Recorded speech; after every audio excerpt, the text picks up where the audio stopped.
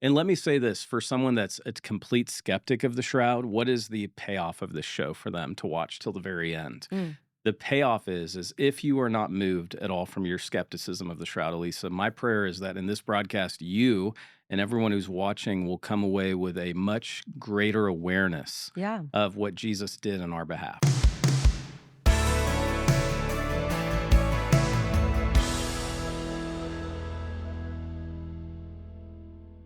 Well, hey everyone, welcome to the Alisa Childers podcast. I'm Alisa Childers, and it's my goal to equip Christians to identify the core beliefs of historic Christianity, discern its counterfeits, and proclaim the gospel with clarity, kindness, and with truth. And today's episode is brought to you by Adele Natural Cosmetics. I love Adele because it is a Christian-owned, family-run company that makes really natural, holistic skincare and body care products. I use a ton of their products, absolutely love them. So check them out at AdeleNaturalCosmetics.com. That's spelled ADEL, naturalcosmetics.com. Use my code ALISA for 25% off your first purchase. That's AdeleNaturalCosmetics.com. Use my code ALISA. Well, I mentioned that it's my goal to equip Christians to proclaim the gospel, to identify those core beliefs. And one of the core beliefs of Christianity is, without a doubt, the resurrection of Jesus Christ. And we are in Holy Week leading up to Easter Sunday, to Resurrection Sunday, where I hope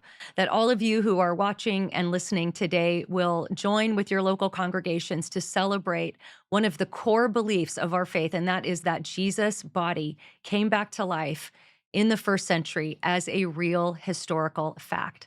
In fact, this is the one thing that makes Christianity what we call falsifiable. In other words, if you could prove that Jesus' body did not come out of the grave, that he stayed dead, then Christianity as an entire religious system would be false. Now, I know that's a bold claim, but that's the claim the Apostle Paul makes in 1 Corinthians 15. He said, if Christ has not been raised, your faith is in vain and you're still in your sins. And what is so compelling to me, even if you look at non-Christian history surrounding the time of Jesus, we know there are about 10 historical non-Christian sources that talk about Jesus within about 150 years of his life. And just from these sources, you would be able to conclude that Jesus was known to be a miracle worker, that he was known to be virtuous, that he died under Pontius Pilate, that there was earthquake and darkness at his death, that his closest followers believed they saw him alive after he was dead and were willing to be tortured and be killed, maintaining that testimony to be true. Now, some people might be thinking, well, hey, I mean, a lot of people are willing to die for what they believe to be true. And I would hope that every Christian watching me and listening to me today would be willing to die, maintaining that Christianity is true. But the difference between those original eyewitnesses and what you or I might be willing to die for is a little bit different, because these are the people who were there. They would have known whether or not what they were saying was true or false, whether they were telling the truth or whether they were lying. And nobody is willing to be tortured, shipwrecked, beaten, stoned, and martyred for something they absolutely know is false. I think at the first sign of discomfort, people would tend to abandon that testimony. But these eyewitnesses were willing to endure great suffering, and they were willing to give their lives maintaining that testimony to be true. That's very compelling evidence for me. And by the way, many of those facts are facts that even skeptics will concede and say is true. In fact, there are skeptical scholars that even they may not be able to explain what happened in the first century, but they believe that it's true. I want to read you a few quotes. There's an atheist named Bart Ehrman. He kind of calls himself agnostic atheist. And he's the guy that's always on the Discovery Channel to try to debunk the resurrection. He is not a Christian. But he wrote this. He said, historians, of course, have no difficulty speaking about the belief in the resurrection of Jesus, since this is a matter of public record. It is a historical fact that some of Jesus' followers came to believe that he had been raised from the dead soon after his execution. And then he goes on to talk about some of those eyewitnesses. And then he says this, thus for the historian, Christianity begins after the death of Jesus, not with the resurrection itself, but with the belief in the resurrection. Now, he doesn't believe in the resurrection, but he did state that These people certainly believed that to be true. And in a blog post, he wrote this: "The most important thing to stress is that there are two historical realities that simply cannot be denied. The followers of Jesus did claim that Jesus came back to life. If they had not claimed that, we would not have Christianity. So they did claim it. Moreover, they did claim that they knew he rose precisely because some of them saw him alive again afterward. No one can doubt that." I think that is a powerful line of evidence there. There's another atheist named Gerd Ludemann. He's a New Testament scholar, German, and he was once a professing Christian, but he walked away from his faith when he became convinced that very little of what was contained in the New Testament, in his opinion, was historically reliable. But even from that hyper skeptical position, here's what he wrote. He said, "It may be taken as historically certain that Peter and the disciples had experiences after Jesus' death in which Jesus appeared to them as the risen Christ." Now, why am I telling you quotes from atheists and skeptics? I'm telling you quotes from atheists and skeptics because even from the mouths of skeptics, something happened. And this is something that everybody will have to reckon with. Now, today we're going to be talking about evidence for the Shroud of Turin. I invited my friend Jeremiah Johnston, who is completely sold that the Shroud of Turin is the burial cloth, the authentic burial cloth of Jesus. Now, I will admit I'm a bit of a skeptic about the shroud. Now, I'm not a skeptic about the resurrection. I fully believe with my heart that God raised Jesus from the dead. Now, by the way, the Bible says that if you believe in your heart that God raised Jesus from the dead and confess with your mouth that Jesus is Lord, you will be saved. It's a good question for us to ponder this Holy Week is, do you believe that in your heart? Have you confessed Jesus is Lord? And what a great week to do that if you haven't done it already. But we're going to be talking about evidence for the Shroud of Turin. Now, the resurrection doesn't stand or fall based on the Shroud of Turin. Uh, I think Christians can debate these things. I will admit I'm a bit of a skeptic about the shroud, and I share some of those reasons in today's episode. But you'll have to watch to the end to see if Jeremiah was successful in changing my mind, if I am now a shroud believer or a denier still. You'll have to wait and find out. But Jeremiah did bring the best evidence for the shroud, which I invite all of you to consider and to think about. But again, our faith doesn't stand or fall with the shroud. It stands or falls with the resurrection of Jesus. And there is so much great historical evidence for the resurrection of Jesus, including the 4 independent eyewitness testimonies we have in the Gospels of Matthew, Mark, Luke, and John. So without any further ado, here is Jeremiah Johnston. Well, Jeremiah, I'm really excited to talk about the shroud because this is one of the first apologetic topics that I don't want to say investigated because I haven't done like a super deep dive. But when I was first getting into apologetics, I remember hearing, I think it was Gary Habermas on Frank Turk's podcast and thinking, well, that's really interesting because I had always heard about the shroud. I went to Christian schools and I'd always heard about it, but it was always kind of presented as this probably isn't really the burial shroud of Jesus, but it's kind of cool. And then when I heard some of the evidence, I remember thinking, well, this actually sounds like it could be kind of legit. And then that was about probably 10 years ago. So it's been a long time. I haven't really heard a lot of the stuff that you've talked about. I know there's probably some new things I haven't heard about, but I do remember in particular even having, and I've even said, like, I'm kind of skeptical about it. I'm more skeptical today than I was before. But I want to be really clear. I'm not more skeptical because of the evidence. I'm more skeptical for more like philosophical reasons. And so I know we can talk about that stuff too. But I want you to bring the evidence so that we can assess. And I vow to have an open mind about it. But going into it, I do admit that I'm a bit skeptical. So before we get into the evidence, what made you interested in the shroud? And because I've seen you're all over the place talking about the shroud. Like you've become almost like an expert in the shroud. So what first interested you in Well, it? thank you for having me in studio. The studio is beautiful, and I'm Yeah, just it's a fun. huge believer in the Lisa podcast. Okay. Because I mean, I was one of the early subscribers, so it's just Oh, awesome how God's using you in this program to touch lives. All over the country, people will stop me and say, "I first watched you on Elisa's oh, no podcast way. years ago." Yeah, because So we had a really popular we episode did, about Mount Ebal and the right? discovery they The made curse there. Yeah, tablet. yeah, the curse tablet. Yeah, So very thank cool. you for having me in Yeah. studio. It's always an honor to come back. I was a Shroud skeptic, so I'm just going to talk to my old self Okay, as good. we dive into this. I was conditioned to be a Shroud skeptic. Yeah. I thought I knew everything there was to know about the gospel. And let me be clear about that from an academic standpoint: the physical bodily resurrection of Jesus, the juridical procedure of Jesus, Jewish burial traditions, empty tomb tradition, appearance tradition. I spent 3 years in Oxford studying it. In all of my experiences at Keble College in the faculty of theology, I never once heard the shroud defended. Mm. Most Bible scholars are agnostic as it relates to the Shroud of Turin because it's the most lied about artifact Oh, wow. on earth.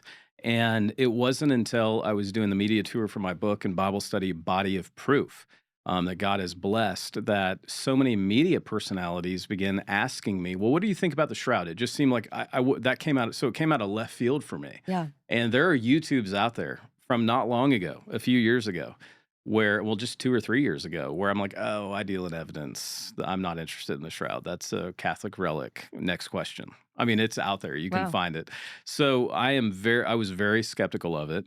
I have an allergic reaction to anything that I think is a Catholic relic. Audrey, my wife, and I have spent 3 weeks in Germany retracing all the steps of the Reformation. And I was infected with the knowledge of John Tetzel, who would go around selling indulgences at the heyday of indulgences. And those of you who are familiar with the Reformation, he coined that famous phrase, "Every time a coin in the coffer rings, a soul from purgatory springs." Mm. And I went to the hometown of John Tetzel. So relics were a big part of that and a big reason that the Reformation happened. So I wasn't interested in the shroud for that reason.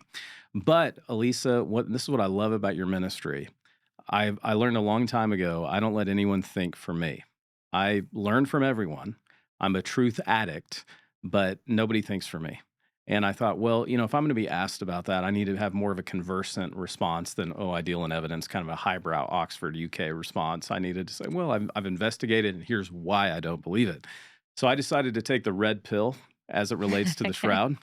And Alisa, once you go down this path with me, there's no coming back. So Okay, get well, ready. fair enough, and that's why I love this episode, because basically when we were talking about you coming to town, I said, "Why don't you come and convince me? Why don't you come and try to convince me that the shroud is legit?" So first, let's start. What is the Yeah. shroud?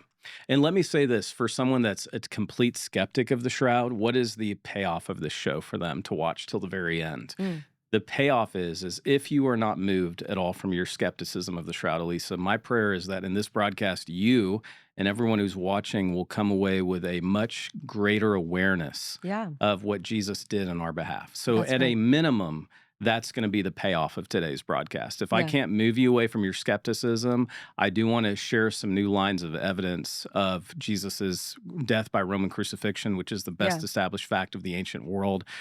So that's a huge aspect of that's that good. I would Yeah, tell people just from the beginning. So even if you literally are so close-minded that you cannot be moved from your skepticism, you're holding your nose watching this right now because you hate the Shroud of Turin, you're going to come face to face with Jesus in a new way. That's my yeah. prayer. That's why Okay, I'm here in good. studio. Well, and let me pop in just Yeah, with where I'm at exactly. So, you're a I complete skeptic. I'm You not don't believe in the no. shroud. I would say, yeah.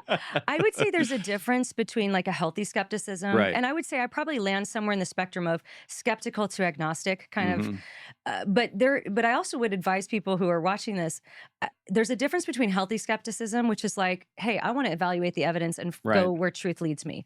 There's a difference between that and hyper skepticism, where you've already decided, no matter what any is said, you're going to determine that it's this, and you're going to just try to poke a hole in everything that's said. That's not a healthy way to investigate evidence either. So Right. I would encourage people who are watching who might be really hard skeptics, ask yourself why. I mean, have you really investigated the evidence? Because part of what I've told you is I did a little bit of that investigation 10 years ago. It's been a long time. Hmm.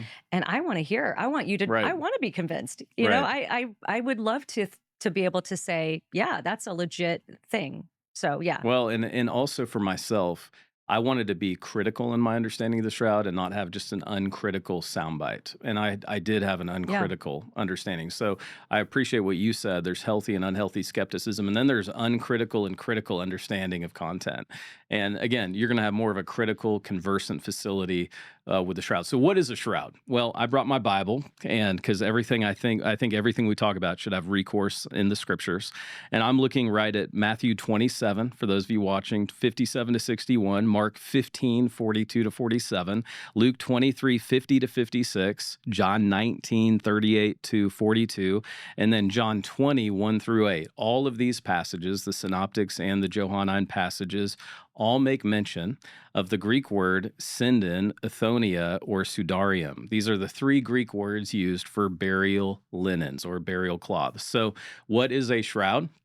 A shroud is a burial cloth or a sheet of fine linen. That's what a shroud is, and they can last forever. Actually, I have a good friend who studied textiles at Baylor University and fabrics, really into fashion, and they studied what I often reference, the Tarkan dress, which is a 5,000-year-old linen shirt that still remains today. So, given the right circumstances, it's no big deal that we have linen garments, be it a blouse or be it burial shrouds from antiquity. We have hundreds of them from the land of Israel. This is all consistent with Jewish burial traditions. So, a shroud is a burial garment that you would place a loved one in after they died, and their body would decompose in that burial garment. And then 1 year later, in a process called oscillation, which in Greek means second burial, on the anniversary of death, you would go collect the bones of your loved ones, which at that point you would just have the cloth with the decomposed body, and all of the bones would be put in a bone box or ossuary. And truly, the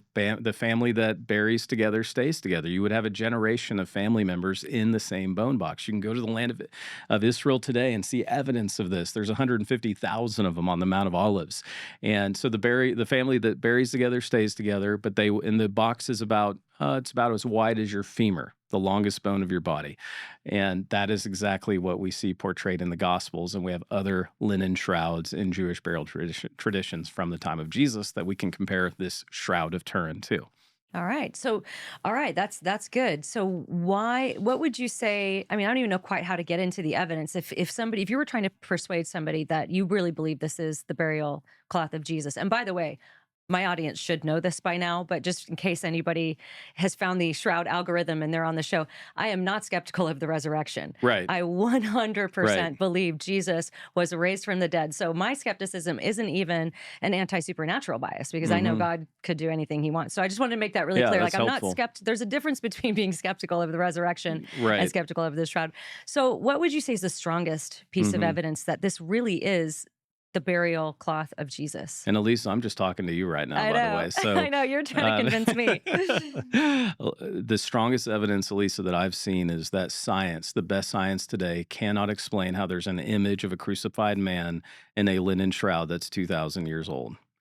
500,000 academic hours of scientific exploration and experiment, 500,000 hours of scientific experiments in 63 different academic disciplines have gone into the result that they have proven, and I use that word very carefully on your program especially, have proven that the shroud is not an artwork. It's not a forgery. They have proved that. It cannot be replicated, what we see in the shroud, by the best science today. These are not Christians who have a bias of wanting it to believe. In 1978, 33 scholars go to Turin, Italy.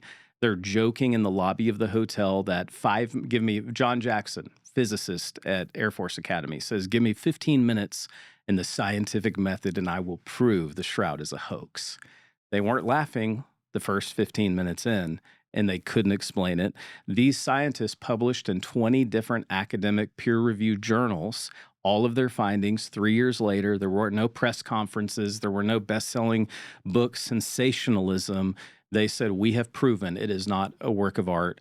We don't know what it is. We Mm, don't know how it was made, but it is not a hoax. So that's the yeah. immediate reason I would go to is I find it very compelling that the best rocket, we're talking about weapons scientists from Sandia Labs in New Mexico, Los Alamos Labs, the Jet Propulsion Laboratory, Barry Schwartz, who his gig before photographing the shroud was doing all the documenting photography for the U.S. for the atom bomb. Right. So these are people that have a bias, if anything, against it. Right. And none of them, all of them came to the same conclusion. It's not a hoax. It is a linen cloth 2,000 years ago that bears the image of a crucified man.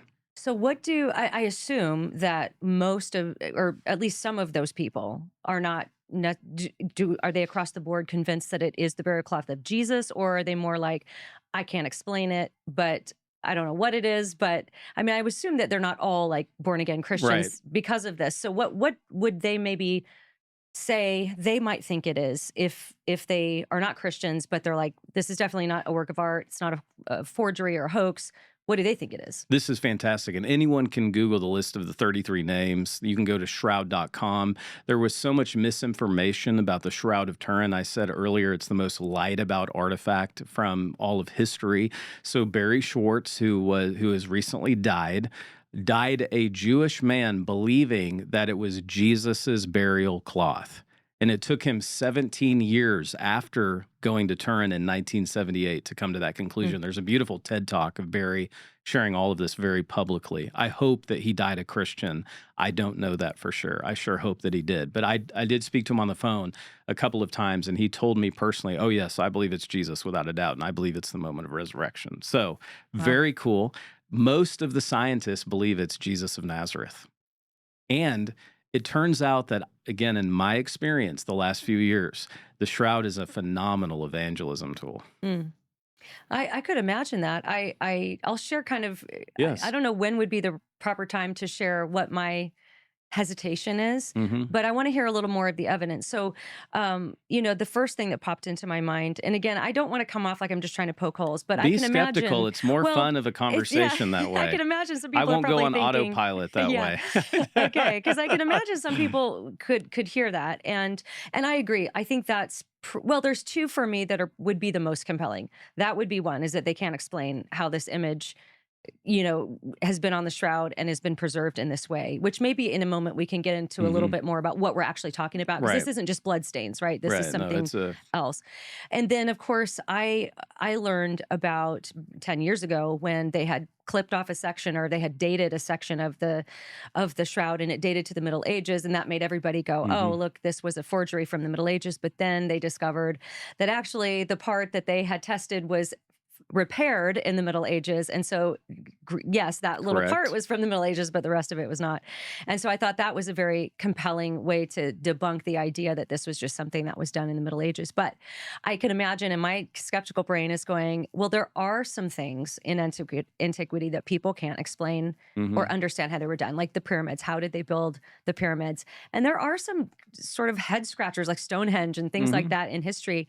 And could this just be one of those that we just maybe don't have the knowledge, because I think we have this idea sometimes that people who lived before us weren't as smart or hadn't figured things Right. out I as agree well. totally. And that's, of course, C.S. Lewis calls chronological snobbery. It's an anachronism. And yeah, and so maybe because we don't know how they did it doesn't mean it couldn't have. Although I got to be honest with you though, like when I'm sitting here thinking, like, I guess if I'm going to be skeptical about it, I would have to come up with an alternative view. Like, well, Mhm. was it somebody that said, I want to convince a whole bunch of people that this is the burial cloth of Jesus? I mean, that's possible. People have done stuff like that in the past.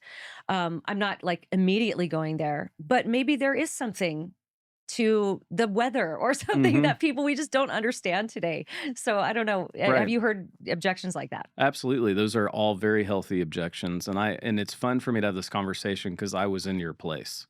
And I thought, okay, I'm now convinced it's not a hoax based on the best science. I mean, you have to have way more faith in a forger than you do in following the evidence. So if it is authentic, then I put on my expertise. So I've published 250,000 words on the physical bodily resurrection of Jesus. I am an expert in that thing. I have a PhD, knows a lot about a little, and I have published a lot on everything that happened to Jesus that first Easter weekend. When you start doing the comparative analysis of the evidence of the image in the crucified man, along with the blood stains that antedate the image. So the blood came first and then the image. We can talk about that. Yeah. And then when you actually study the blood, Alan Adler, the scientist now deceased, a lot of these guys are dying, and women who were in the original STERP team. That's why I'm happy we're seeing a resurgence in this education. Because again, the minimum, it's going to give you a new acquaintance with everything Jesus did in your place. Romans 5:8 is going to jump off the page to you that God demonstrated his love for you and that while you were a sinner, Christ died for you. When you understand what the crucified man in the image of the shroud went through, we see that that bears correspondence. That's the word I would use with everything we know of how Jesus was crucified. Jesus was crucified in a different way than most criminals were crucified based on the evidence. And so if it's not a hoax, Elisa, we have to ask ourselves, okay, just like the pyramids, we know they're there. You can go see them. We don't know how they were there, but they're there. You still have to then assess it contextually. Okay, what are the pyramids? Mhm. What do they teach us about that culture? So let's say we have the shroud here with us. It's not a hoax. It is legit. It is 2,000 years old. Now we have to assess the image of the crucified man, which is in this linen burial shroud, both the front and the back. We're talking about it's like a pita for those that are watching and you're not aware of it. If this is the body of Jesus, just like a pita, it would cover the body front and back, and the feet would be open, and then you would wrap it with what's called linen strips. So again, just a burial shroud like a pita covers the body. So the image is on the image of a crucified man. The front and the back, or what we call the dorsal image, are there. We have nothing on the lateral sides, just the front and the back of a crucified man. And when you start assessing all those correspondences, this is a good time for me to mention this. There are two different published works, one by Gary Habermas, where he and Ken Stevenson, I know both of these men, I've interviewed them. Ken Stevenson was the PR spokesman for the START project in 1978. They assessed a probability that it was anyone other than Jesus, and their mathematical probability came out to 1 in 82 million chance that it's anyone but Yeah, Jesus of because the wounds are Nazareth. consistent, right? All of it's Yeah. consistent with the juridical procedure. Bruno Barberis, who I will be with, he's a mathematician from the University of Turin. Again, not a theologian, he's a mathematician. He ascribes that it's a 1 in 200 million chance it's anyone other than Jesus of Mm. Nazareth as a mathematician. So you can check all this out for yourself. But so if it's not a hoax, what is it? That's the Yeah. conversation. If Yeah, it yeah. can't be replicated, then what is it? I want to tell you about SPERO Natural Goods. That's spelled SPERO. I love this company. They're Christians and they make really natural, non toxic body care products, like things like deodorant. They make a body cream, and all of their body products are anhydrous, which means they don't have any water in them, which means they have a really long shelf life without having to use any sort of preservatives. They don't use any harsh chemicals. My favorite item from Sparrow is their soaps. I use their soap every day. It is so luxurious. I love their goat milk soap. I've tried actually several. There's one that has roses in it. They're so luxurious with really great oils and butters. They use raw kefir and tea. They color all their products with clays and they scent them with essential oils. Just awesome, awesome products. Wonderful company. They love the Lord. So go to sparrownaturalgoods.com, spelled SPERO. Use my code Alisa for 10% off. That's sparrownaturalgoods.com. Use my code Alisa. Well, what is it? That is a good question. What are we talking about when we're talking about when you use the word image? Can you get a little bit more Right. specific about that? What does that mean? Because I know it's sort of like a photograph negative. Is that Right, right? it is. The image itself, the Shroud of Turin is it looks like a dirty sheet if you don't know what you're looking at, and we have some imagery of it that we can show. And on this sheet, which is contiguous, it's 14 feet long by about 4 feet wide, so it covered the whole body. There is blood all over it. There's pints of human blood, type AB blood, by the way, which is Semitic. Only 3% of the world's population have it, and it's a Semitic blood. It's male blood, it's human blood. And also, we have postmortem blood. We know that Jesus of Nazareth dies very quickly, which was unusual for crucified Right. victims. And he is punctured between rib 5 and 6 by a Roman spear, a lance. So the lance wound punctures it. He's already dead, John's gospel records. What do we have evidenced in that portion of the image of the shroud? Right where the image is, where the right side is, we actually don't know if it was on the right or the left. We see that there is postmortem blood. So again, if I'm trying to invent something, if I'm trying to create a forge something, I would have had to kill a guy and actually take his blood when he was alive, smear it all over the burial shroud, And then after I killed him, once he's dead, take postmortem blood and put it in the side wound. It Mhm. becomes very, very far-fetched to believe these things. And so, at any rate, that's what it is. It is an image of a crucified man. It's superficial, and let me explain that. The linen itself is only 0.3 meters thick, and it is a herringbone weave linen garment. So it was a very expensive linen burial cloth. We believe that Joseph of Arimathea Right. purchased it in his own death planning. Jesus dies at 3 o'clock on Friday, April 3, AD 33. He didn't go to Target at Mm. 4 o'clock and buy the burial garment and then come back because Jesus is buried by 6 p.m. We know that he's buried before 6 p.m., the start of Saturday Shabbat. He already had this, and he volunteers his own tomb, which is near the cross, just 200 feet away. They bury Jesus in haste. Thus, they don't have time to wash the body, nor would they have, because they would have seen that blood as sacred to his body. The life is in the blood, according to Leviticus and other Juridical Jewish burial traditions. So everything we see they do is consistent with what we see in the biblical record.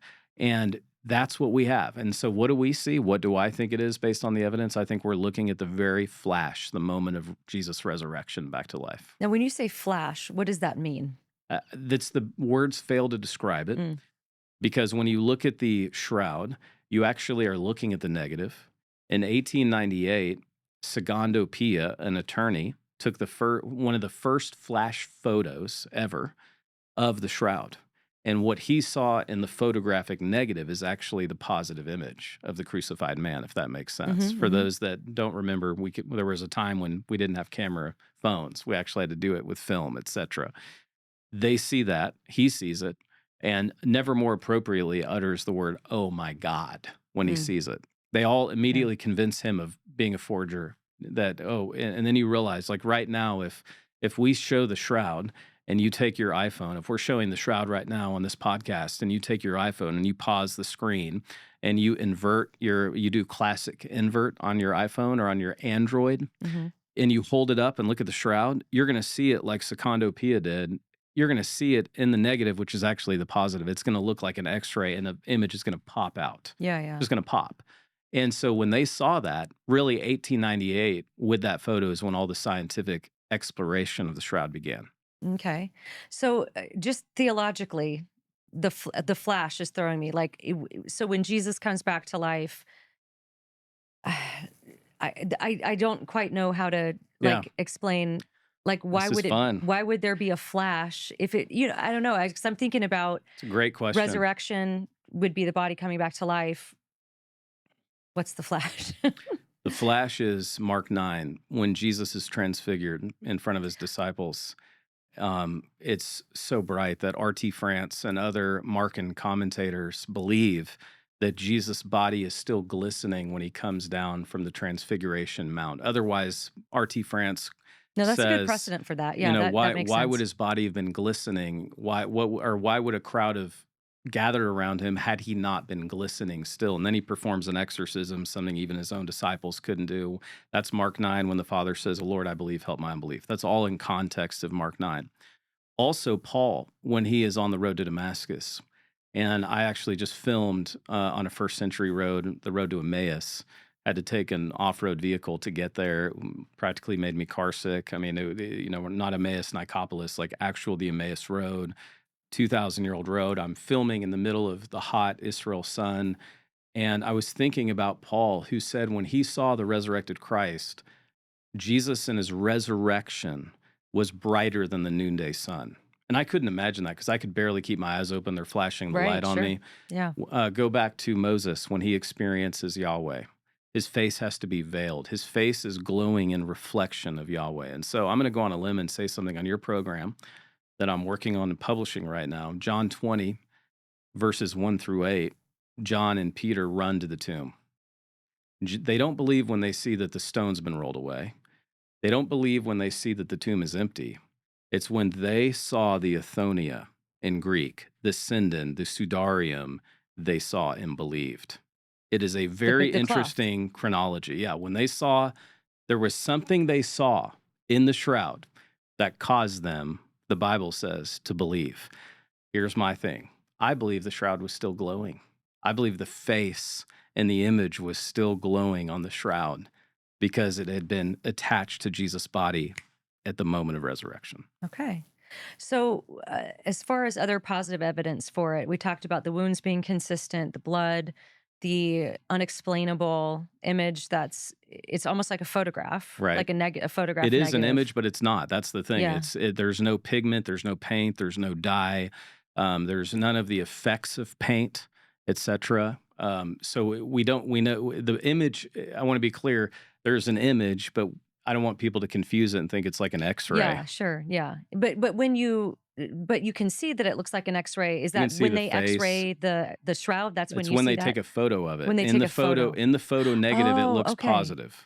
Okay, so if you're just looking at the shroud without a camera, Yeah, what you do you can see? see it. It's a sepia. It looks you can still see it, but it's much more brilliant because of the Right. contrast of the light and the dark in the quote negative, which is really the Okay. image positive. The shroud Okay. itself is the negative. Interesting. Okay. So what's the history of the shroud? When does Yeah, this first pop into it's another line of evidence. conversation? Max Fry, a criminologist, not a Christian as far as I know, spent 5 years of his life tracing nothing but the pollen spores. So I've had to learn what pollen Yeah. spores are. And it turns out that when you have garments, my clothes have pollen all over it from Nashville, Tennessee this weekend. I've been sitting in things, and especially if we're more organic, walking in a field, I'm going to pick up pollens from trees, flowers, etc. It turns out that there is pollen on the Shroud of Turin that is consistent with not only Jerusalem, it's consistent with March, April, springtime flowers that bloom in Jerusalem. There's over 50 pollen spores that only bloom in Jerusalem in the time of the spring when Jesus is purported to be killed and resurrected. Interestingly enough, in the image of the crucified man, the knees are bludgeoned, so are the feet. And we actually have sediment, we have limestone samples from the city of Jerusalem. Jesus would have walked to the cross. He falls, we know that. His shoulders are separated when he's carrying the patibulum. By the way, the shoulders are separated to the crucified man. And his knees fall to the ground, and all of this limestone gets caught up in Mm, the knees. Think about if you have your knees cut. You've probably cleaned your kids' cuts. There's dirt in it. Well, we mhm. have that from the man of the shroud. And then fascinatingly enough, there's not just pollen from the time of Jesus when it blooms, when he was crucified, and on the way to the cross, limestone. We actually have pollen that traces the historical evidence for the places the image shows up throughout antiquity, which antedate all of the medieval times. So it shows up as the image of Edessa in eastern Turkey. It shows so there's pollen of it from Athens. We have evidence that predates the medieval time. Eusebius talks about that they didn't call it the Shroud of Turin then, Mm. obviously, because it didn't end up in Turin until the 1500s. It's like your favorite sports team that, Sure, I yeah. remember when my grandpa would go to Kansas City A's games, and then they became the Oakland A's. Well, now they're the Las Vegas A's. It's the same team. We see something similar when you look at all of the historical evidence for the Shroud of Turin. It's known by different names. The image of Edessa, the mandolin. You can read about it in Eusebius. You can read about it in Constantinople. And there's also pollen from that, from Wow. its travels. Yeah. That's fascinating. And It isn't there is. something about the position of the hands as well that's consistent with what would happen physically with the body Right. if You nails don't were in see the between the wrists? thumbs. Yeah, So the because body, I can make my hand do that just by right. Just, pressing. yeah. So when you do that, and again, for the benefit of our audience, we always want to use precision with our interpretation. Wrist and hand is the same Greek word. And Hmm. so a lot of depictions, you think, oh, Jesus had holes in his hands. Well, Yeah. actually, they were experts. It went through his hand and his wrist. So you don't actually see the thumbs because his body is in a state of rigor mortis. When you think about the passage in Acts, I think it's Acts 2:11, doing this from memory, neither did his body see decay. This is what Peter is pronouncing the day of Pentecost. There's no degradation on the shroud either. There's no gases. There's nothing from a corpse that's gone ripe on the shroud. So Jesus's body is in rigor mortis for up to 40 hours. I believe Jesus is in the tomb 39 hours, parts of 3 days. to fulfill the sign of Jonah spoken of in Matthew and Luke's gospel. But you're right. And so, again, that's consistent. The holes are in the wrists, exactly as we know from Roman crucifixion. Quick pause to tell you about Summit Ministries. I love Summit Ministries because we know we're living in a very chaotic culture where our biblical worldview seems to be at odds all over the place with what's going on in culture and what our kids are facing in their schools. And frankly, guys, you don't even have to have a kid in public school for them to be exposed to so many unbiblical ideas. And it can be hard to teach them to discern. So, this is where Summit Ministries can come in and help you. They have summer experiences in Lookout Mountain, Georgia, also in Manitou Springs in Colorado. I get to go out there a couple of times a year and spend some time with the students in a couple of these experiences and talk about progressive Christianity and deconstruction and discerning historic Christianity from its counterfeits. And I love that I get to sit on the porch and answer their questions. It's a really awesome time. And there are other really, really great, reliable speakers that go and visit Summit to spend time with your students every summer. So I really want to encourage you to check it out. If you have a student between 16 and 22 that might be interested in one of those experiences this summer, you can go to summitministries.org/Alisa and use my code Alisa25 for $200 off. Again, that's summit.org/Alisa. Use my code Alisa25. Is there any other like body fluids? Because of course, when they pierce his Right. side and medically, I understand that's the pericardium Hmm. sort of being Yeah. punctured and then water flows out. Is that on there Right. as well? There is. And the blood is red. This is something that people were skeptical about because if you've ever, I guess, worked with blood and art, it will turn a dark brown color or even blackish. The blood on the shroud is all red, Hmm. very red. And as again, Alan Adler, a hematologist, points out that the liver secretes bilirubin when you're under duress. We know the crucified man is under incredible duress. We know that the blood's been studied. This is very current. High levels of ferritin. That means the crucified man is experiencing organ failure. High levels of creatinine. He's having anemia. He's suffocating. This is part of it. He's going into cardiac arrest. His body organs are shutting down, and there's evidence of all of that in the blood of the Yeah. crucified man. Yeah. So maybe this is a good time to talk about my block. I could call it Please, more of like a mental yes, block because, please. I mean, everything you're saying just sounds legit, sounds totally That's fascinating. good. And like, yeah, I have no intellectual reason to say, oh, well, I found the hole in what you're saying. I think for me, it's two things. And we're actually going to talk through five common uh, Please, yeah, it's helpful. things because we were talking at lunch with Mike and we were talking about like what are the five most common objections against Hmm. the evidence for the shroud. And you were going through the list. I'm like, none of those are mine. None of those are mine. I'm Um, excited to hear yours. well, Why is Elisa? they may Elisa, why are be you a skeptic of the you. Shroud of Turin? You might be very underwhelmed by my Okay, reasons no, because they're not as no. sophisticated as some of these other ones. But I would say there's two. There's a philosophical and a theological thing for me. Mm, So the philosophical is that it's really hard for me to because again this for me like when we assess doubt even mhm, from skeptics who don't want to affirm Christianity, we know there's a difference between an intellectual doubt and an emotional or right. moral doubt.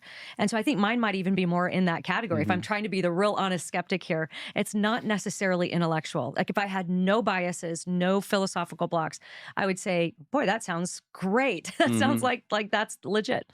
So the philosophical block is that throughout church history, when I look at the Bible, when I look at 2,000 years of church history, God just doesn't tend to give us evidence that's quite this obvious. Like an actual photograph of the resurrection of Jesus is essentially what we're talking about. This is a photograph of the moment of resurrection of Jesus, if it's true. And if that is true, and that's what it is, it's so hard to understand why God would allow something this grand and this obvious. I have the same view of the scriptures. We don't have the original writings. We all know that. People speculate as to why God would do that. Why wouldn't God preserve an original? And when I really think that question through, I think, well, our tendency as humans, first of all, is to worship something like that. And also, if we had the originals, it would just be so obvious like if you had the hand of Paul and all of this, it would settle so many of the skeptical claims against it, which God just doesn't tend to work like that in history. He tends to keep a good bit of himself veiled. And I mean, we have plenty of evidence. I think it was Peter Kraft who put it so beautifully. And he was kind of, I think, building on the idea of Blaise Pascal when he says, and I'm going to paraphrase, but like God gives you just enough light that those who are looking for him can respond to him in faith, for faith to be genuine. But he hides just enough for the skeptic to be able to say he doesn't exist. And so what it often does is reveal a heart issue, because God wants he wants us to trust him. And if it was so obvious, if we have an actual photograph of the moment of Jesus' resurrection, of course I know people are always still gonna, I mean, you could parade Noah's Ark through Times Square and people are still Mhm. gonna not believe that it's real. But I just don't see this in history being one of the ways that God allows the evidences of the truthfulness of Christianity, the claims of Jesus, to be so obviously proven. Well, thank you for sharing that, Yeah. and I think it's very compelling what you're sharing. I would put it in this category: the resurrection of Jesus Christ, physical, bodily, which I believe it is, was so compelling that it caused the Christian movement to explode. Yeah. I've written in one of my chapters on Body of Proof, I write about the fact that what the gospel writers should have done better if they were making up a narrative and not sharing the authentic narrative of what happened, because they had all the wrong talking points. Nobody believed in physical bodily resurrection in Judaism, or in it's certainly not in the Roman Empire. So that's one. Thomas is unconvinced. And he says, unless I put my fingers in the side, unless I see the nail scarred wrists, I will not believe. And Jesus appears and shows him that. And he says, blessed are you, for you've seen this. Blessed are those that don't see and believe. And so I would say this: our defense of the physical bodily resurrection of Jesus is completely airtight without the Shroud of Turin. Yeah. It's totally compelling. I mean, I was defending the the resurrection Yeah. Yeah. long before the shroud, before I started looking at the shroud. However, given the relatively recent science of biblical archaeology, I think it is so helpful to see this, what I call controlled revelation, tied to technology that allows us to have greater precision in how we interpret the Bible. I'm very careful to say that this doesn't prove the resurrection. The shroud confirms everything the Bible says about the resurrection. Sure. Yeah. Archaeology doesn't prove the Bible. Archaeology aids us to having greater exegetical insights into Scripture, Jesus and Judaica. Alisa, there were people very recently, I remember in the 80s, when people still thought that David was a myth Yeah. until the Tel Yeah, Dan I remember stele that. was discovered, and that, Hmm. House of David very clearly. Bruno Bauer, the higher critic from Germany in the 1800s, said Pilate didn't exist. You have the Pilato stone, which of course he exists. Yeah. You have Caiaphas. yeah, Yeah. all of it. So I look at this like another layer of archaeological evidence, and Yeah. this one is of the moment of Right. resurrection, which is fascinating because in the New Testament we have empty tomb tradition and we have appearance tradition. Nobody was at the tomb at the moment of resurrection. In fact, many extra canonical, or what some refer to as apocryphal gospels, like the Gospel of Peter, the Acts of Pilate, late second century forgeries, attempt to even describe what happened at the tomb. There was a fascination in early Christianity. Well, what was that moment like? And again, when you read the Bible carefully in John 20, and you see there's three different Greek words used there. He saw, he saw, he saw, he noticed. He sees with a greater intensity this burial garment of Jesus. They would have kept it. They wouldn't have just said, oh, that's gross, I'm ceremonially impure. They would have said, there's no body, we're keeping the burial garment. And it becomes a living witness, I think, to the gospel itself, because all of the gospel writers needed that. Yeah. Well, We often forget that. yeah. The gospel writers would not have written the gospels without evidence. Yeah. I mean, that's something to really think about. Paul had to see Jesus before we have Right. the Yeah. epistles of Paul, and he sees him in this amazing Well, and they Christophany. had the evidence of him actually resurrected and Right, spending 40 right. days They with him. see Yeah. him. So, The appearance yeah. tradition, and so I view the shroud as consistent with that appearance tradition and empty tomb Yeah. tradition. It's in the same camp. I don't see it as something that's way more, but I do see it as something that's very consistent with what we should expect at the Yeah. moment of resurrection. Okay, I'm gonna push a little more on that one, Please, and then I'll yeah. give you my second reason. Um, what you're describing with bone boxes and the, the House of David and all of that, these are like circumstantial little breadcrumbs in a grander narrative of what we're trying to demonstrate is true. Whereas we know from Paul that Christianity stands or falls on the resurrection. If Mhm. Jesus has not been raised, your faith is in vain, you're still in your sins. And so the resurrection is a slightly bigger deal, well, a lot bigger deal than whether or not we can prove the existence of David or Caiaphas or some of these surrounding characters and Pilate and all these people that are surrounding the crucifixion narrative. This is like the slam dunk. This is the smoking gun. Like if the Shroud of Turin is actual proof of the resurrection of Jesus, it's more than just a breadcrumb on the path of this circumstantial case that we're building. It'd be all you would need. Mhm. If now, of course, I know people are going to be at various levels of being convinced by that or not. But as far as the legitimacy of it, the legitimacy of the shroud has such like magnificent. I don't even have the words evidence for the truthfulness of Christianity. It would be a slam dunk. And so I don't know if I would put it in the same category as maybe some of these other things that maybe show that Luke was a good historian or that this town really existed. And look, that's another breadcrumb on the case of the Bible being reliable or this historical narrative, this being Mhm. a good historian.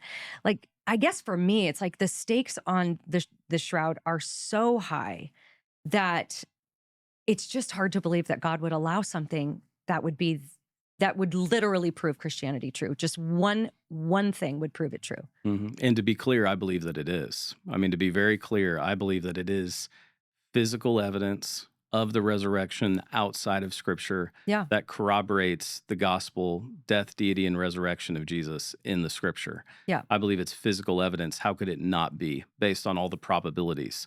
Having said that, the only thing I would push back on, and that's too strong, and how I would respond to it, there's never enough evidence for people This is that true. won't believe. Yeah. Look at John chapter 11. I just filmed in Bethany in the tomb where Jesus literally said, necros gyro. He screams it in Greek. His voice would have echoed in that burial crypt. And Lazarus comes forward after being dead and he's alive. And did everyone fall down and worship Jesus? Did they? No, they Right. wanted to kill him. Yeah, good And the point. religious leaders wanted to kill him. The religious leaders then want to kill Lazarus a second time, if you read the Bible carefully. And so entrenched skepticism would still happen. However, I do believe, and I'm in good company because Martin Luther also believed he was living in the end of days. I believe we're living closer and closer to the return of Jesus, and I do see a controlled revelation of God's truth tied to technology, which is really exciting. And that's why anyone who's watching this, if God's calling you into ministry, go into biblical archaeology, go become a classicist. We have 500,000 fragments in Oxford that have still not been classified. Wow. They're in boxes. I've worked with them in the Griffith Papyrology Lab. So this is what's so cool about Christianity is that the deeper you go in Christianity, the more rock solid it is, and that's not the case for other Yeah. religious systems. Archaeology is Christianity's closest cousin, as I've said on your programs in the past. And so I would not view it as something super sensational. I would view it as I would expect this if Jesus did rise from the dead, and I do believe he did, and he is in his resurrection state, where someday in the resurrection, we will have no need of the sun, the scripture says, Hmm. because Jesus will give light to Yeah. everything. And we know that the flash, another lab in Italy, incidentally spent 5 years studying what caused the image. They can't reproduce it because it always scorches. Mm. We believe it happened in 1/40th of a second with 40 trillion watts of energy in one Wow. fortieth of a blink of an eye to Yeah. make this image happen. So Wow. we're not talking about something that just like burned like a holy fire Yeah. all night Yeah. long, but it was super bright. Yeah. No, that's a good point about So the I just, transfiguration. Yeah. I would As just a say precedent that for that. it's what I would expect. I would almost be surprised if there wasn't an image in the shroud. I would almost be disappointed and let down if that's Hmm. the moment of resurrection because of the transfiguration and Paul and Moses. And I've written recently for Danny Akin's book, Handbook of Theology. I wrote entry 1 on how God is experienced throughout the Bible, what it was like to have experiences with God. And often it entails light, Hmm. blinding light that brings you to your knees. And so I just see that again as consistent with what we see of having a flashed image, for lack of Mhm. a better term, Mhm. of Jesus's resurrection moment. So, the only, final on that point that my skeptic brain is doing is, if you're right and they looked in the tomb and the shroud was still glowing, Which I believe it was. why wouldn't they have just taken that and gone through town, like, can anyone, like, because that would have been a very shocking thing to see and very Yes. unusual thing to see. So why wouldn't they just grab that and be like, "Look, everybody," Mhm. if they were convinced in that moment, if that's what Yeah, convinced we them. we we we know that Jesus appears for 40 days, and he's appearing to people. He appears to 500. Maybe the shroud was part of that. It doesn't say it isn't. And this is where I want to encourage people. There's only 89 chapters in the Gospels. Two-thirds of the chapters deal with Jesus teaching. Four chapters are the infancy narratives. So one-third of the Gospels are the last 8 days of Jesus's earthly ministry, capped off by the resurrection. John writes, if we wrote everything that Jesus did and all the ways in which we propagated his teachings, the libraries of the world would not be able to fill these records. But what we have written, we've written so that you believe. Mm. There's enough in the gospel, and this is the power of the gospel, thus your amazing book, Another Gospel. The gospel is simple and profound. It's sophisticated, and there's a simplicity to it that through a simple act of faith in the facts of the gospel and the resurrected Christ, your life can be transformed in an instant. We don't know that they didn't parade it around, but we do know what we do have, Mhm. which is a miracle. It's like, why do we even have any Bible fragments Yeah. 2,000 years later? When you look at Diocletian's reign of terror in the 90s, when John is exiled to Patmos, where I was recently, it's amazing we have any artifacts left of Christianity. He killed every Christian he could find, destroyed every Christian building he could, and destroyed every Christian artifact he could get his hands on. And that's So happened multiple times in since, history, yeah. Yeah. Okay, my yes, second this is block great. What my a fun second block is conversation. theological. So, and it's related with the first because of the magnitude of the discovery, if Hmm. it were real. Um, and that is the risk of it. If it isn't legit, then we are all gonna have an image of Jesus, because there have been recreations where people Hmm. have taken it, and which is beautiful. I mean, I love looking at those. But my hesitation is that if this isn't real, if this isn't legit, then when I pray to Jesus, I'm gonna have an image in my mind that is not him, that it's not accurate. And this is even honestly why I am a little uncomfortable. I wouldn't go so far as to say I think it's wrong to do this, but having an actor play Jesus. How many people prayed to Jim Caviezel because they saw Passion of the Christ, right? And of course, the Lord knows our hearts, and Right. of course, but it's because of the magnitude of this, we really could run the risk of having a very inaccurate picture of Jesus if there's something we're not Hmm. understanding about how this was made. I mean, that would be the greatest hoax in history. I'll give you that. But Hmm.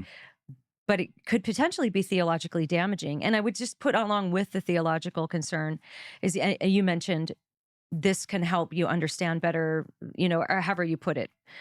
I don't need that. I don't need the image of the shroud for me to really grasp what the Lord did for me, especially because I think too, part of the distraction, actually, I didn't come up with this. I took a soteriology class from Dallas Theological Seminary way back in the day. And the professor was very thoughtful. And one of the things, or I should say, I want to be very careful with my language. I didn't take the class. I listened to the lectures of the class. But the professor was very passionate about saying the physical part of the resurrection was horrific for sure.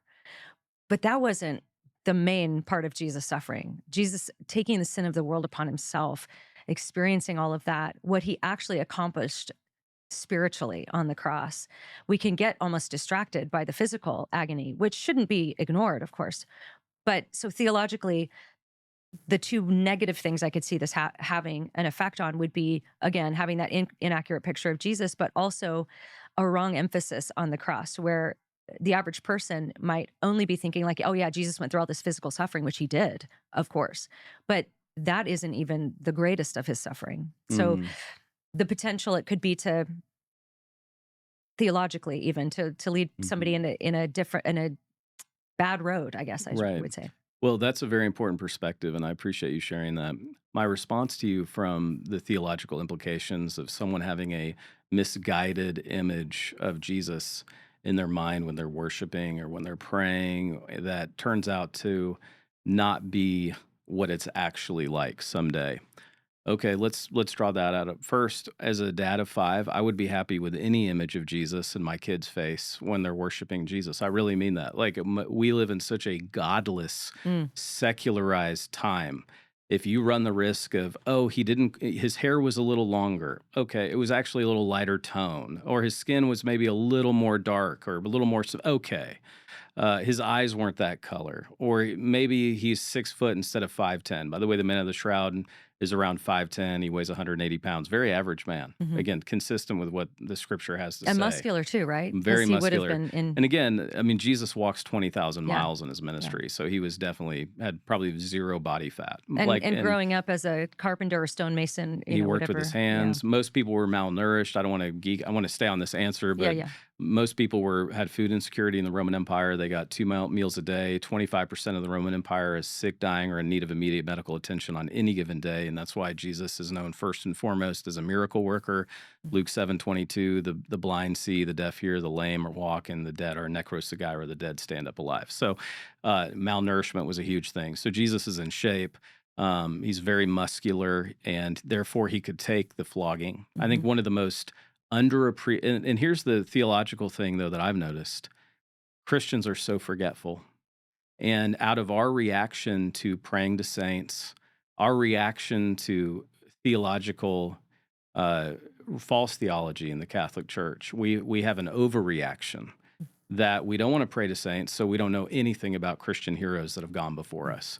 Man, I hope and pray that Alisa Childers' legacy goes on far beyond your life, and that we praise God for your incredible ministry, just like we praise God for Henrietta Mears, who discipled a guy named Bill Bright and discipled a guy named Billy Graham. We need to know these great heroes of our past.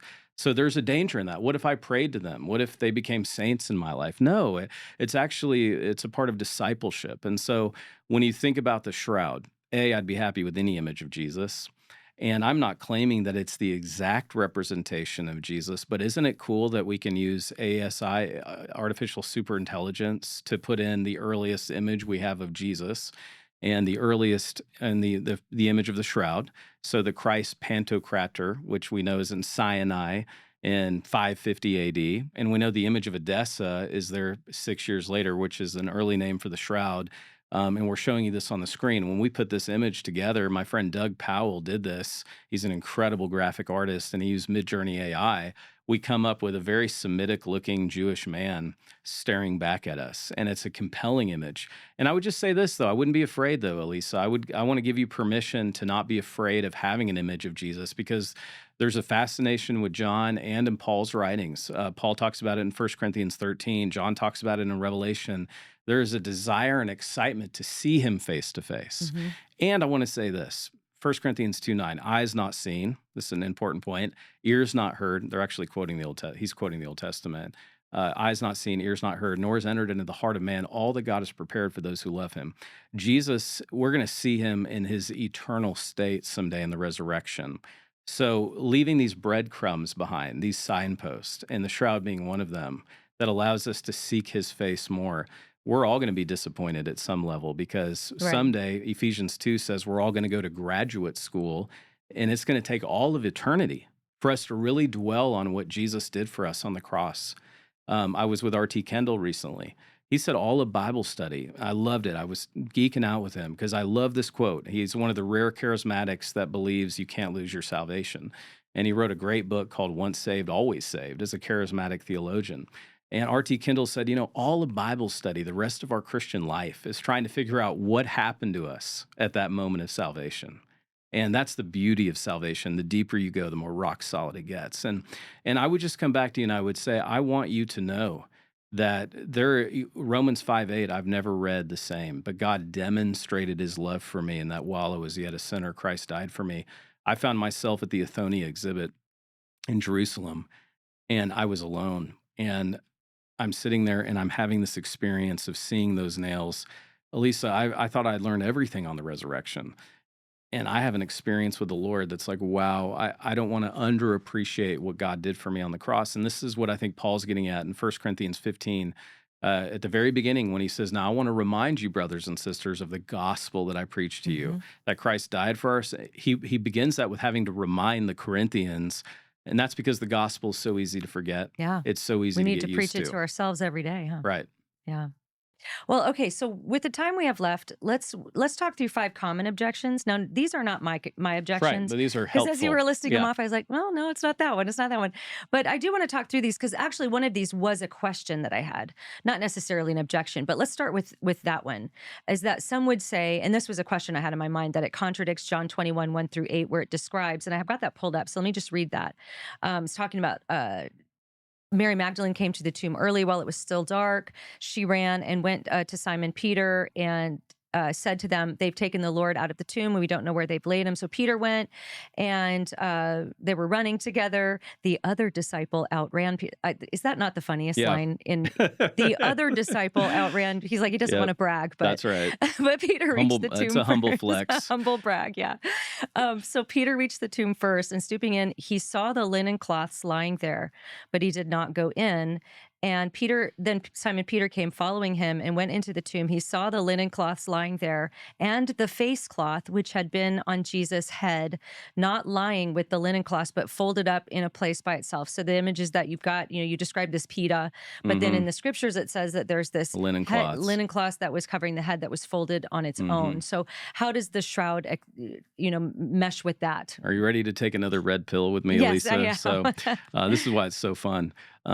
We know that there's 3 Greek words used always for bearing a body in the Greek New Testament, and there's 138,000 words in the Greek New Testament. Just a shout out to our audience, if you memorize 300 Greek words, you're going to recognize 8 out of 10 word occurrences in the Greek New Testament. The Bible is not written in esoteric code language. It's Yeah. very understandable. Yeah. Okay, it was the lingua The franca of the day. language of the people. So, Athonia, it just means burial garments.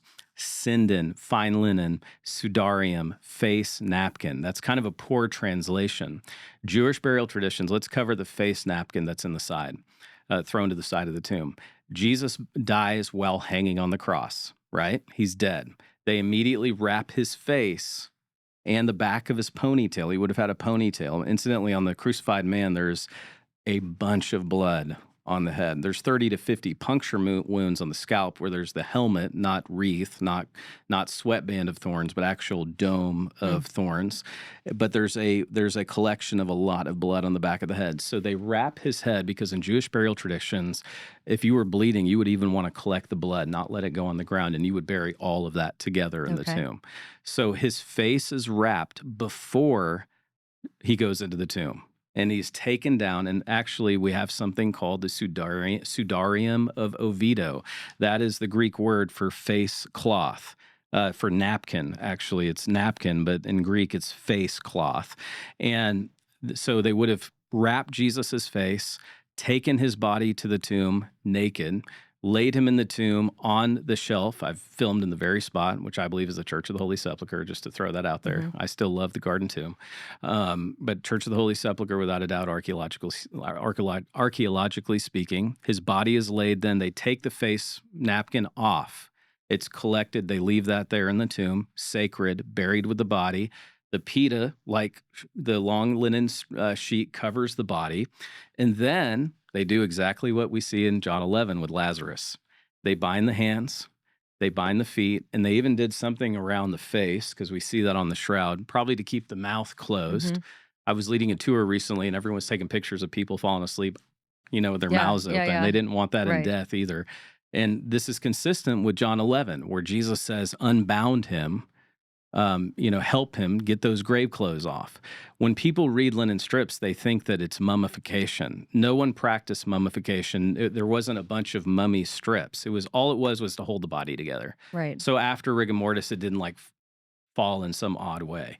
So linen strips is actually consistent. Sorry for the long answer. No, it's good. Yeah. Very consistent actually with the burial practice of Jesus. All of them would have had a singular, and we have this the man of the shroud tomb that we discovered in Jerusalem that actually proved that there was leprosy in the time of Jesus.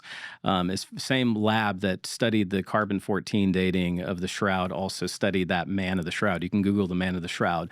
That's consistent. One shroud on the whole body, wrapped with strips to keep your hands and your legs together. Yeah, Does very that good. clear that up? I think so, yeah. But we don't have that one, right? That's The We head do. cloth. Oh, you Yeah. do? You have that as well? Yes. Oh, I didn't know The that. Sudarium of Oviedo has been in Spain Okay. since the 6th century, And does that have the escaping same the sort of has the same photographic light? no, because it happened before the image. Remember, I Okay. said it was on his body when he was dead on the cross. Right. But we actually have, and I've shared with you slides that are consistent with the face image and with the image on the shroud itself. Okay. And it's also type AB blood, which blows people's minds. So like Yeah. I said, you're going down the red pill Yeah, with me yeah, yeah. now. So you have a face napkin that's venerated in Spain right now. It doesn't have the image on it, but it has stains on it.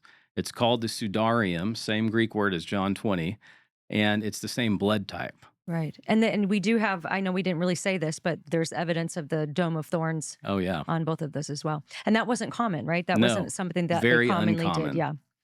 Okay, so let's blow through these other ones because I Yes, thank actually you. I don't feel like these are very strong Okay. objections, but But I do want to be there are fine Christians that okay. that misunderstand these, so I want Yeah. to honor That's the that. strongest one, I Yeah. think, is just the Yes. head covering one.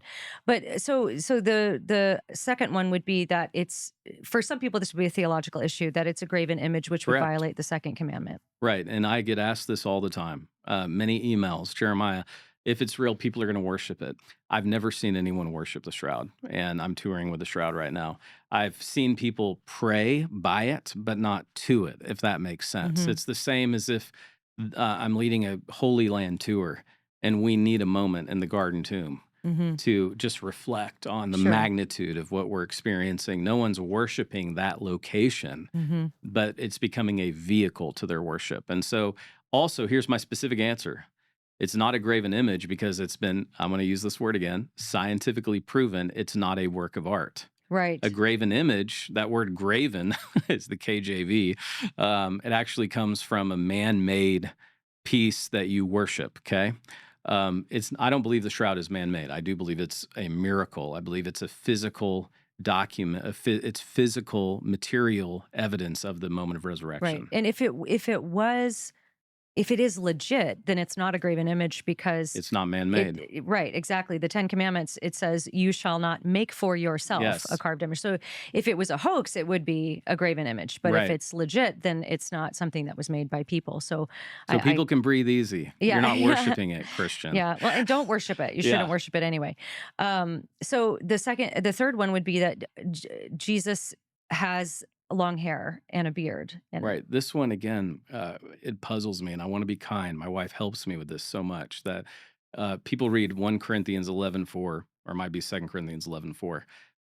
Man shall not have long hair, and they project that on Jesus in Judaica, where every man had long hair. Jesus likely took the Nazarite vow, so in his life, his beard grows 20 some odd inches, perhaps even.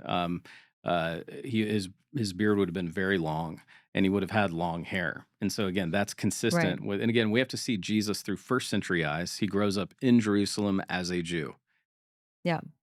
Okay. The fourth one is it's just another Catholic relic. not a Catholic relic. Very important. This was a big one for me. This may have been up there with, once I realized it did not come under the auspices of the Pope.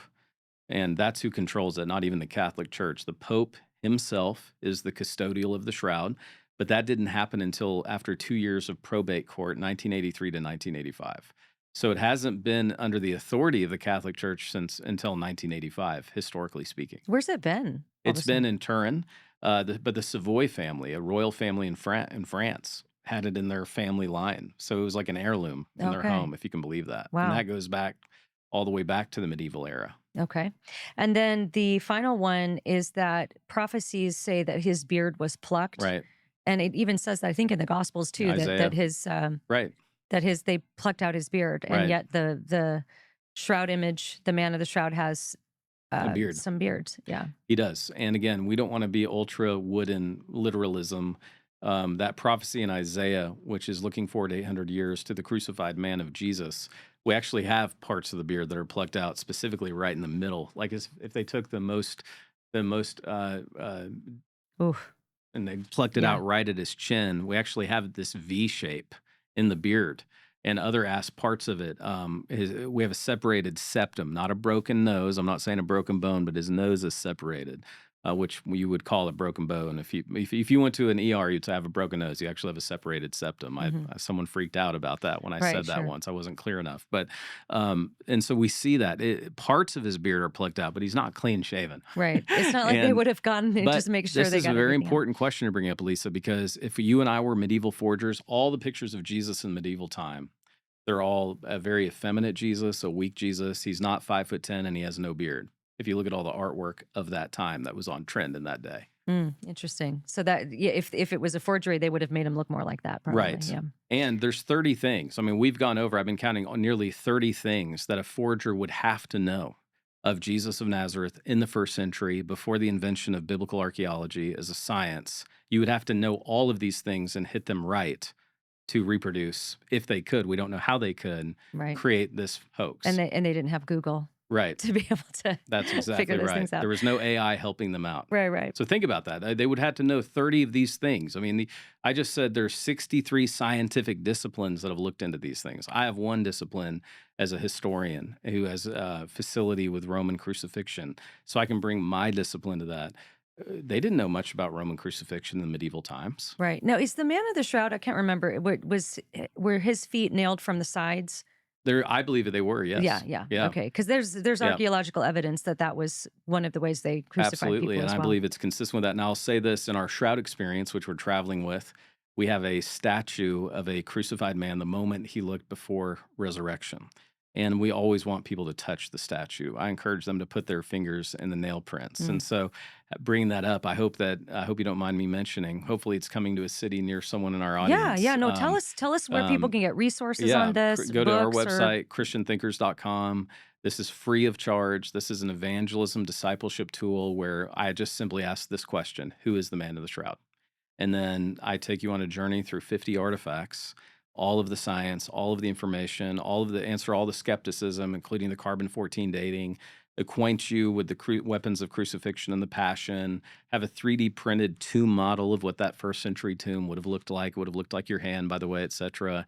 And then we have this crucified image, or excuse me, we have this bronze statue of the crucified man right parallel with the shroud itself. And people are weeping when they go through it. They're amazed, being reacquainted with the suffering of Jesus and his victory over death and sin. yeah. Well, I'm going to pray about it some more. I'm going to try So, are to you keep an open convinced, mind. Elisa? Have I done my job or not, I or did I can't. fail? No, you did a great job. I can't say that I could say to you, yes, I'm sold. But again, I think it's because it's really not an intellectual issue for me.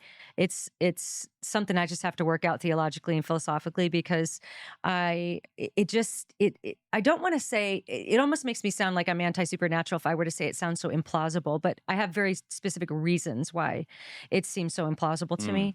But I'm trying to keep an open mind and I will pray about it. And ultimately, the good news is that whether somebody believes the shroud or doesn't believe the shroud, what counts as faith is trusting in the finished work of Jesus Amen. Christ and his It's all death that and matters. resurrection. And we all agree on that. So thank you so much for Absolutely. coming Great on. questions. Yeah, good. This was fun. Any final words? No, thank you for all you're Okay. doing. And, the Holy Spirit's good at his job, so I'll leave it Yeah, in his hands. okay. It's good enough. All right. Well, I want to thank my guest, Dr. Jeremiah Johnston. Again, go to, christianthinkers.com. And let's remember, as we pursue Christ, to keep a sharp mind, a soft heart, and a thick skin. We'll see you next time.